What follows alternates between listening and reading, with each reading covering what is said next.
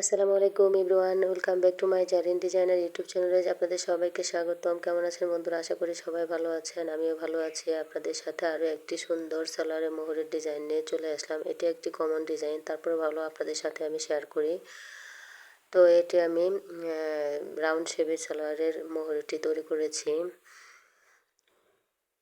তো ভিডিওটি ভালো লাগলে অবশ্যই লাইক এবং কমেন্ট করে যাবেন।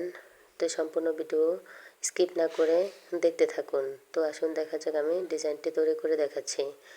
তো আমি এখানে প্রথমেই বক্রম কাটিং করে নিয়েছি, একটি শু বোতাম নিয়েছি এবং কলম নিয়েছি ডিজাইনটি ড্রয়িং করার জন্য। তো আমি এখানে বক্রমের চওড়া নিয়েছি 1.5 ইঞ্চি পরিমাণ এবং লম্বা নিয়েছি 17 ইঞ্চি পরিমাণ। আমি সেলারের মুহুরিটা রাখবো 7.5 ইঞ্চি। এই জন্য আমি একটু লুজ করেই সালোয়ারের মোহরের চড়াটা নিয়েছি। তো আমি প্রথমে শু বোতামটা বসিয়ে এর উপর কলম দিয়ে সাইড দিয়ে ডেউডো করে ড্রয়িংটা করে নিচ্ছি। তো আমার চ্যানেলে যারা নতুন তারা অবশ্যই সাবস্ক্রাইব করে পাশে থাকবেন এবং বেল বাটনটি অন করে রাখবেন। তো একই নিয়মে কিন্তু আমি বোতামটি বসিয়ে সম্পূর্ণ বক্রমের উপর ড্রয়িংটা করে নিলাম। তো ড্রয়িংটা করার পর আমি কেচি দিয়ে কাটিংটা করে নিচ্ছি রাউন্ড শেপে। একদম সহজ কিন্তু এবং ইউনিক ডিজাইনটা করলে পরে অনেক সুন্দর লাগে। তো আমি কাটিংটা করে নিচ্ছি বক্রমটা। তো আমি সম্পূর্ণ বক্রমটাই একই নিয়মে কাটিং করে নিলাম। তো কাটিং করার পর আমি কাপড়ের উপর বসিয়ে নেব। আমি এখানে মোড়ার সাইডে এক্সট্রা কোনো কাপড় নেব না। আমি লম্বায় যতটুকু লাগবে তার থেকে বাড়তি কাপড়টা আমি নিয়েছি।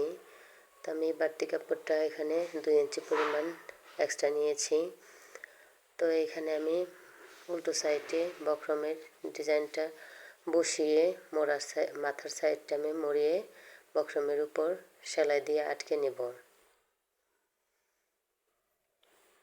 তো আটকে নেওয়ার পর আমি বক্রমটার মাঝ বরাবর আরও একটি সেলাই দিয়ে আটকে নিচ্ছি।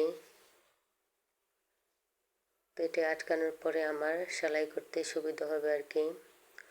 তো আটকানোর পর আমি একটি ভাঁজ দিয়ে সোজা সাইডে বক্রমের কাপড়টা এনে মাথার সাইডে কাপড়টাও আমি সেলাই দিয়ে নিলাম। তোমরা একটু খেয়াল করলেই বুঝতে পারবে।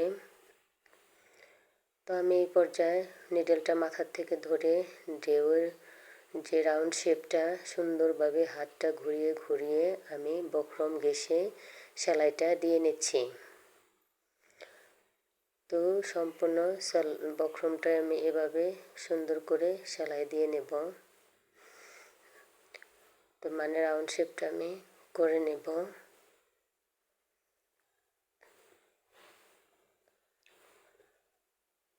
খুব সতর্কতার সাথে এই কাজটা করতে হয়। যদি বক্রমের উপর সেলাই লেগে যায় তাহলে কিন্তু পরবর্তীতে ডিজাইনটা উল্টানোর সময় সমস্যা হবে, মানে ফিনিশিং ভালো আসবে না। এই জন্য খেয়াল করে সেলাইটা করতে হবে যাতে বক্রমের উপর সেলাইটা না লাগে। তো আমার সেলাইটা করা শেষ বন্ধুরা। আমি এই পর্যায়ে কোনাগুলো উঠানোর জন্য আমি কাটিং করে নেব। আমি এভাবে ধরে সুন্দর করে কোনাগুলো কাটিং করে নিচ্ছি। অনেকেই অন্যভাবেও কাটিং করে, আমার কাছে এভাবে কাটিং করলে সহজ মনে হয়। তো আমি সবগুলাই কোনাটাই কাটিং করে নিচ্ছি, মানে রাউন্ডের মাঝখানের কাপড়টা বাড়তি কাপড়টা কাটিং করে নিলাম। এই পর্যায়ে আমি কোনাগুলো উঠানোর জন্য এখানে ছোট্ট করে কাট লাগিয়ে দেব। খেয়াল করে কাটতে হবে যাতে সেলাইটা না কাটে। তো আমি এই পর্যায়ে উল্টিয়ে নিচ্ছি। দেখুন বন্ধুরা, একদম সহজভাবে কিন্তু উল্টে যাচ্ছে কোনাগুলো কাটিং করার কারণে। তো কাটিং করার পর আমি মাথার সাইডে রাউন্ড শেপগুলোর উপর একটা চাপ সেলাই বসিয়ে দিচ্ছি। এতে করে যদি আপনার কোনার সাইডে সেলাই কোথাও ভুলবশত কেটে যায় তো এই সেলাইয়ের কারণে আপনার ওটার ছোটার সম্ভাবনা থাকবে না। তো আমি মাথায় চাপ সেলাইটা দিয়ে নিলাম।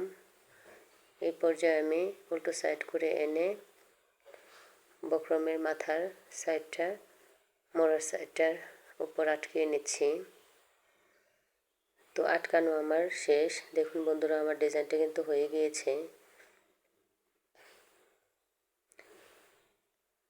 তো এতটুকু হওয়ার পর আমি মোড়াটা ভাঁজ দিয়ে উল্টো সাইড করে এনে যতটুকু আমার মোড়া রাখবো লুজ অতটুকু মাপ দিয়ে নিয়ে তারপর আমি সাইডটা সেলাই করে আটকে নিচ্ছি।